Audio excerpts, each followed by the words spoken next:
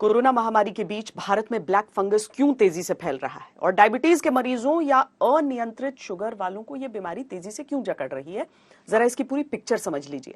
Diabetes के मरीजों में ज्यादा गंभीर रूप से कोरोना होने का खतरा होता है। कोरोना के इलाज के दौरान इन्फेक्शन कम करने के लिए दिए जाने वाले स्टेरॉइड से डायबिटीज के मरीजों में ब्लैक फंगस का खतरा बढ़ जाता है। कोविड से संबंधित ब्लैक फंगस के मामलों में 94% मरीज डायबिटीज के शिकार पाए गए।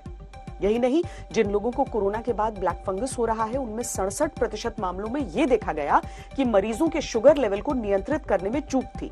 यहां एक बात समझनी होगी कि कोरोना के बाद ब्लैक फंगस भारत के अलावा कहीं और इस तरह से नहीं फैला और इसकी जड़ में है डायबिटीज। भारत डायबिटीज के मरीजों का गढ़ है। यह बहुत कड़वी बात है।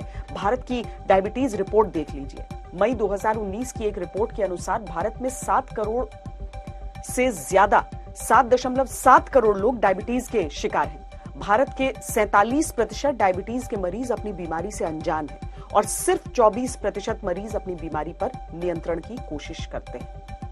कोरोना महामारी के पहले भी भारत में ब्लैक फंगस के मामले रिपोर्ट होते थे। हर 1 लाख लोगों पर करीब 14 में ब्लैक फंगस के मामले पाए गए थे। साल 2000 से 2017 के बीच ब्लैक फंगस के मामलों में 40% में डायबिटीज की बीमारी थी। इस तथ्य से यह पता चल रहा है कि ब्लैक फंगस की असली वजह है शुगर का अनियंत्रित होना या बिगड़ी हुई डायबिटीज की बीमारी।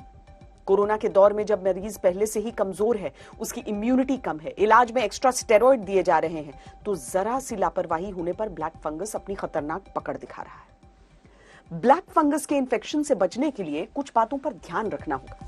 फंगस शरीर में ज्यादातर साइनस और फेफड़ों के रास्ते हमला करता है। अगर शरीर में कहीं चोट लगी है तो भी यह फंगस को रास्ता देगा। यानी शरीर में अगर छोटी चोट भी लगे तो लापरवाही न बरतें। इस बीमारी के इलाज के बारे में बात करें तो एंटी फंगल ड्रग्स का इस्तेमाल किया जाता है, लेकिन कई बार संक्रमण को रोकने के लिए ऑपरेशन तक करना पड़ता है। अगर किसी मरीज को डायबिटीज है तो उसे अपने शुगर लेवल पर बहुत ध्यान देने की आवश्यकता है।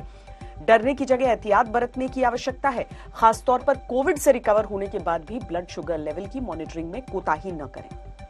स्टेरॉइड का इस्तेमाल बहुत सावधानी से डॉक्टरों की सलाह लेकर करें।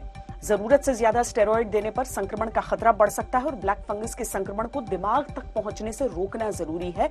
ऐसा होने पर जान बचाना मुश्किल हो जाता है।